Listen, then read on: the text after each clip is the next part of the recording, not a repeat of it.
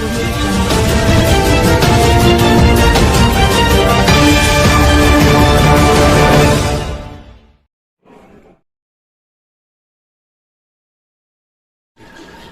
पहले तो मैं पकरी पंचायत के तमाम वासियों को अपने तहे दिल से धन्यवाद देना चाहता हूं और शुक्रिया अदा करना चाहता हूं यहाँ के नौजवानों का, क्योंकि इन लोगों ने मेरे ऊपर बहुत विश्वास जताया और 5 साल तक हम जो है रूप में काम किए पंचायत में।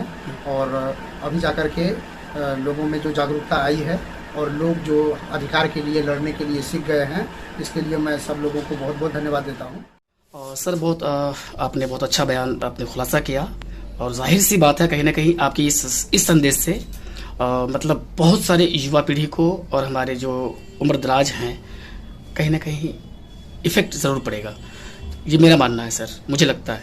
तो सर मैं आपसे जानने की ये कोशिश कर रहा हूँ कि हमारे बिहार में माननीय मुख्यमंत्री नीतीश कुमार जी के द्वारा ये शराबबंदी जो लगा है बहुत ही बेहतर है, लेकिन दूसरी ओर कहीं देख रहे हैं सर जो सच्चाई है, और ये मेरा भी मानना है सर, अगर आपका नज़रिया में कुछ और है तो वो बयान दीजिएगा। मेरे नज़रिया से हिंदुस्तान की सरजमीन पर सेकंड में, पहला तो नहीं कहेंगे सर, सेकंड में या पहला भी कह सकते हैं, एक तरह से एक पहलू से पहला कह सकते हैं, तो सबसे ज़्यादा IAS, UPSC, BPSC युवा पीढ़ी वो बिहार के बच्चे करते हैं सर। जी सही बात है। लेकिन सर वहीं दूसरी ओर आज के डेट में सर अभी फेंसिडिल, कोरेक्स, एस्कॉप, मेडिसिन, ड्रग्स इतना इस्तेमाल किया जा रहा है सर जो हमारे युवा पीढ़ी को बर्बाद कर रहे हैं। इस नशा को रोकने के लिए नशा मुक्त अभियान किस टाइप से चलना चाहिए प्रशासन भी कर रहे हैं सर, देखने को मिल रहा होगा आपको न्यूज़ के माध्यम से, प्रिंटिंग मीडिया के माध्यम से, पोर्टल न्यूज़ के माध्यम से कहीं ना कहीं पकड़ने का काम कर रहे हैं प्रशासन। सर जब तक यहाँ पे मीडिया, अवाम, जनता, जनप्रतिनिधि, डॉक्टर्स जितने भी कैटेगरी के हैं सर, सभी को एक प्लेटफॉर्म में आकर के सर हम लोग का जनरेशन खत्म होने वाला है, आने वाला जनरेशन जो आने वाला आ रही है पीढ़ी, अब ऐसा नहीं होगा। इसमें क्या कहते हैं सर, बोल दीजिए आप। ठीक है सर, क्योंकि आपने सही बोला कि एक प्लेटफॉर्म में आने का ज़रूरत है और हमारे मुख्यमंत्री जी ने मानव श्रृंखला करवा करके कहीं न कहीं पूरे भारत में और विश्व को भी संदेश दे दिए हैं कि एक प्लेटफॉर्म में हम लोग हैं। नशा मुक्ति के लिए हमने मानव श्रृंखला बनाया जो कि विश्व रिकॉर्ड हुआ। तो कहीं न कहीं लोगों में जागरूकता है, लोग इस बात को समझ रहे हैं कि नशा जो है वो हमारे एक जनरेशन को नहीं ख़त्म कर रहा है, वो हमारे आने वाले नेक्स्ट जनरेशन को भी ख़त्म कर रहा है जी। तो इसके लिए आखिर जिम्मेदार कौन है, सवाल ये उठता है जी। तो सरकार तो अग्रसर है, सरकार तो चाह रही है कि हमारा जो है समाज नशा मुक्त हो, हमारा बिहार नशा मुक्त हो, लेकिन कहीं न कहीं इसका जिम्मेदार हम लोग हैं। क्यों? क्योंकि सरकार या प्रशासन 24 घंटा हमारे साथ नहीं रह सकती है, वो 24 घंटा निगरानी नहीं रह सकती है। कुछ हमारा प्राइवेट लाइफ भी होता है, कुछ हमारा अपना भी निजी लाइफ है जहाँ पर कि हम लोग एक साथ समाज में रहते हैं। तो नज़र हम लोगों को खोलने की ज़रूरत है, क्योंकि आज के डेट में हमारे आस पड़ोस में जो टोला है, जैसे कि मान लेते हैं कोई ऐसा टोला है जहाँ पर कि नशा का कारोबार होता है, जहाँ पर कि नशा बनाया जाता है जी।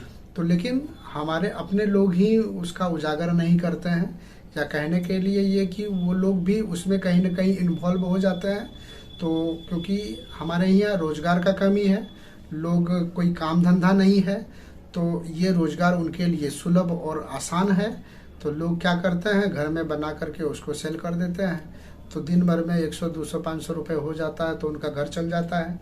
तो सरकार कहीं न कहीं यहाँ दोषी है कि वो अगर रोजगार नहीं दे पा रहे हैं तो लोग स्वरोजगार कर रहे हैं, और स्वरोजगार में यह थोड़ा आसान लगता है, सुलभ लगता है, कम समय में पैसा मिल जाता है, कम समय में अच्छा पैसा कमा लेता है और लोग मतलब अच्छे से रह लेते हैं, गुजर बसर हो जाता है।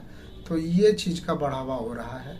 लेकिन अगर हम लोग यहाँ टाइट हो जाएं, हमारा समाज यहाँ टाइट हो जाए, तो हमें नहीं लगता कि नशा मुक्त होने में टाइम लगेगा, बहुत जल्द हो जाएगा। लेकिन फिर से हमें इस पहल को करने की ज़रूरत है कि अब हमारा समाज को जगाना है, हमारे अड़ोसी पड़ोसी को जगाना है। ये पावर जब हम लोग जान जाएंगे कि हमारा अगर आसपास में कहीं नशा का कारोबार हो रहा है तो कहीं ना कहीं उसका असर हमारे बच्चों के ऊपर पड़ रहा है, तो ये चीज़ अगर हम जानेंगे, इस चीज़ का अगर जागरूकता फैला देंगे तो ये चीज़ हमको लगता है कि बंद हो जाएगा। और इसके लिए हमें पहल करने की ज़रूरत है। प्रशासन को दोषारोपण करने से नहीं होगा। प्रशासन हमारे सुरक्षा के लिए है, वो सदैव तत्पर है, लेकिन यह चीज़ हमारे लिए है क्योंकि समाज में हम रहते हैं। मनुष्य क्योंकि समाज में ही एक कहता है कि मनुष्य एक सामाजिक प्राणी है जी बिल्कुल। और वो समाज से बाहर रह नहीं सकता है।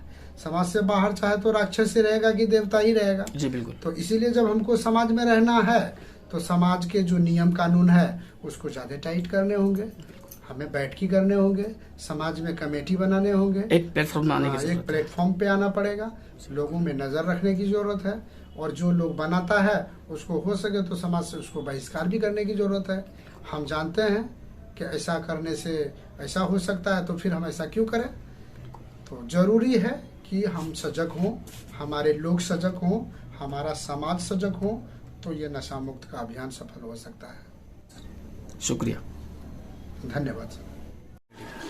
सबसे पहले तो मैं पकड़ी पंचायत के तमाम वासियों को अपने तहे दिल से धन्यवाद देना चाहता हूं और शुक्रिया अदा करना चाहता हूं यहाँ के नौजवानों का, क्योंकि इन लोगों ने मेरे ऊपर बहुत विश्वास जताया और 5 साल तक हम जो है बेबाक रूप से जनप्रतिनिधि के रूप में काम किए पंचायत में। और अभी जाकर के लोगों में जो जागरूकता आई है और लोग जो अधिकार के लिए लड़ने के लिए सीख गए हैं, इसके लिए मैं सब लोगों को बहुत बहुत धन्यवाद देता हूं। और अगर फिर से लोगों का आशीर्वाद रहा तो मेरी सबसे पहली प्राथमिकता रहेगी लोगों में कि शिक्षा का विकास का होना, क्योंकि मेरा मानना है, क्योंकि हमारी ज़िंदगी भी गरीबी का रहा है और शिक्षा ही एक ऐसा माध्यम रहा जहाँ तक कि मैं पहुँच पाया और मैं पहुँचने के लिए रास्ते पर तत्पर हूँ और आगे बढ़ भी रहा हूँ। तो मेरा मानना यही है कि शिक्षा ग्रहण करना सबसे पहली प्राथमिकता किसी भी समुदाय के लिए होनी चाहिए। और जब तक सही शिक्षा लोगों में नहीं आएगी तब तक लोग जो है अपने अधिकार को नहीं समझ पाएंगे। और बाबा साहब भीमराव अंबेडकर का भी यही कथन था कि सब लोग शिक्षित रहें, संगठित रहें, तभी जाकर के वो अपना अधिकार का, अपना हक का पाने का काम पा सकेंगे। तो मेरा सबसे पहला यही उद्देश्य रहेगा अगले 5 सालों के लिए कि लोग अपने बच्चों को सही एजुकेशन दे, सही ढंग से पढ़ाए, चाहे उनको कुछ भी करना पड़े। पहला प्राथमिकता लोगों को अपने बच्चों को पढ़ाने पर देना होगा और बच्चों को सही ढंग से शिक्षित कराना है। उनको सिर्फ किताबी ज्ञान ही नहीं, उनको मोरल भी शिक्षा देना है और उनको मानवता का भी गुण सिखाना है और लोगों में और बच्चों में इस तरह का एहसास भी दिलाना है कि हमारा यह देश है भारत, और भारत के लिए कहीं न कहीं हमारे अंदर वो जुनून होनी चाहिए कि यह देश हमारा है और हम देश के लिए अपना जान भी न्यौछावर कर सकते हैं। बहुत बहुत शुक्रिया सर। अब ये सर आज की डेट में हमारे खासकर गांव में देखने को मिल रहा है सर कहीं ना कहीं कि हमारे जो खास करके सर नर्सरी क्लास से यूकेजी से लेकर नर्सरी तक एक तक सर हमारे ग्रामीण क्षेत्रों के जो माहौल बना हुआ है देखने को मिल रहा है सर, कहीं ना कहीं वो प्राइवेट स्कूल में अपने बच्चों को ज़्यादा भेजना चाहते हैं, सरकारी स्कूलों में सर शिक्षा प्राप्त क्यों नहीं कराना चाहते हैं बच्चों को सर, इसमें ज़रा खुलासा कर दें एक बार। बात तो आपने बहुत 100% सही बोला है, क्योंकि सरकारी स्कूल का जो स्तर है शुरू से जो है बहुत निम्न स्तर का हुआ है। पहले हम लोग भी सरकारी स्कूल में ही पढ़ते थे, तो सरकारी स्कूल में पढ़ लिख करके ही आज हमने मतलब ग्रेजुएशन कंप्लीट किया या दिल्ली यूनिवर्सिटी तक गया। लेकिन आज का जो समय है उसमें सुधार लाने की ज़रूरत है, क्योंकि सरकारी स्कूल का शिक्षा का जो स्तर है वो धीरे धीरे डाउनफॉल हुआ है। लेकिन डाउनफॉल होने का मतलब ये नहीं है कि हम शिक्षा के लिए अपना जो है प्राइवेटाइजेशन को बढ़ावा दें। मेरे ख्याल से शिक्षा का स्तर जो है वो सरकारी स्कूल का ही होना चाहिए और सरकार को इस पर विशेष ध्यान देना चाहिए, क्योंकि पहल करनी चाहिए। हाँ, पहल करनी चाहिए सरकार को कि लोग सरकारी नौकरी के लिए तो कुछ भी करने के लिए तैयार हैं, सरकारी मास्टर बनने के लिए लोग तैयार हैं और उसके लिए वो कितना भी खर्च करना हो करने के लिए तैयार होते हैं, लेकिन फिर उसी सरकारी स्कूल में उसी मास्टर जी का बेटा पढ़ने के लिए नहीं जाते हैं, या वो टीचर खुद अपने बच्चे को कहीं प्राइवेट स्कूल में पढ़ाते हैं, क्योंकि कहीं न कहीं उनको इस चीज़ का जानकारी है कि सरकारी स्कूल में पढ़ाई लिखाई का स्तर बहुत नीचे है और प्राइवेट स्कूल में उससे अच्छा है। तो हम तो यही कहना चाहेंगे कि सबसे पहले सरकारी स्कूल के जितने भी टीचर हैं उनके बच्चों को सरकारी स्कूल में डाला जाए, डलवाया जाए और वहाँ पढ़ाया जाए, ताकि वो लोग खुद से बच्चों को भी पढ़ाएंगे। उनको कहीं न कहीं ये डर समाया रहेगा कि हमारे बच्चे सरकारी स्कूल में पढ़ रहे हैं तो हम अच्छा पढ़ाएं, और जब वो लोग अच्छा पढ़ाने लगेंगे तो खुद ब खुद हमारे जो अभिभावक हैं, हमारे जो गार्जियन हैं, किसान हैं, वो खुद अपने बच्चे को सरकारी स्कूल में डालना स्टार्ट कर देंगे। शुक्रिया सर। और कोई मैसेज है आपके पकड़ी पंचायत के प्रति? पकड़ी पंचायत के लोगों के लिए भी मेरा संदेश है, बाकी सबके लिए मेरा एक संदेश है जी कि लोग आज के डेट में कहने के लिए तो बहुत कुछ कहते हैं, बोलने के लिए भी तो बहुत कुछ बोलते हैं। आजकल ज़्यादा अफवाहों में लोग ध्यान देते हैं जी। लेकिन हम तो यही कहेंगे कि जब तक सही तथ्य के विषय में लोगों को पता न चले, जब तक सही जानकारी, क्योंकि आजकल व्हाट्सएप, ट्विटर, फेसबुक, इंस्टाग्राम, मतलब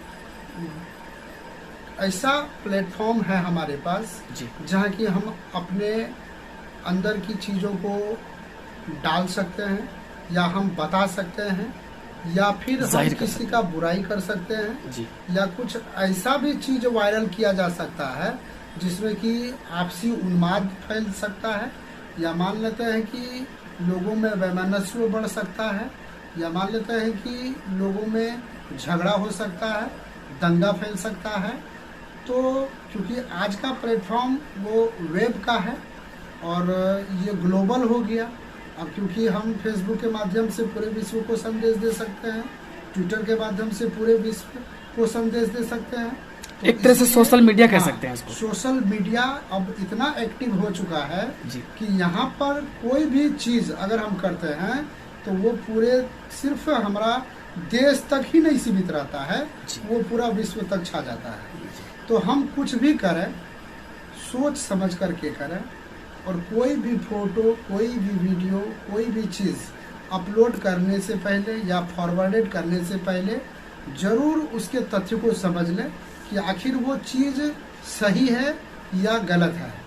अगर हमारे विवेक में ऐसा लगे कि वो चीज़ गलत है या ऐसा करने से, आगे संदेश भेजने से लगता है कि नुकसान हो सकता है या लोगों में एक तरह का गलत संदेश डाल सकता है, तो वैसे चीज़ों को हम स्टॉप करें, रोकने का कोशिश करें, या हो सके तो उसे डिलीट कर दें, आगे फॉरवर्ड होने के लिए न दें। लेकिन आज के डेट में ऐसा नहीं हो पा रहा है। लोग जो है बिना देखे, बिना सोचे, बिना समझे दूसरे पर आरोप मढ़ते रहते हैं और बुराई करते रहते हैं। बचपन में ही सिखाया गया है कि अगर आगे बढ़ना है तो कभी भी किसी के ऊपर आरोप प्रत्यारोप नहीं लगानी चाहिए। आरोप प्रत्यारोप लगाने से हमारा खुद का मोरल खुद का मोरल डाउन होता है। इसीलिए हम तो लोगों को यही संदेश देंगे, खास करके जो हमारे पंचायत के लोग हैं वो अफवाहों में नहीं जाएं, और अगर उन्हें कहीं से कोई शिकायत मिले तो उसके मूल जड़ तक जाने का कोशिश करें, जमीनी स्तर से जांच करने की स्तर से जांच करें। हो सके तो वहां खुद चले जाएं, उस चीज का पता लगाएं कि आखिर हकीकत है क्या, अफवाहों पर ध्यान न दें। क्योंकि अभी आचार संहिता लगा हुआ है, फिर उसके बाद समाज में बहुत सारी घटनाएं घट रही है। अभी लोग ऐसे भी देख रहे होंगे कि एक्सीडेंट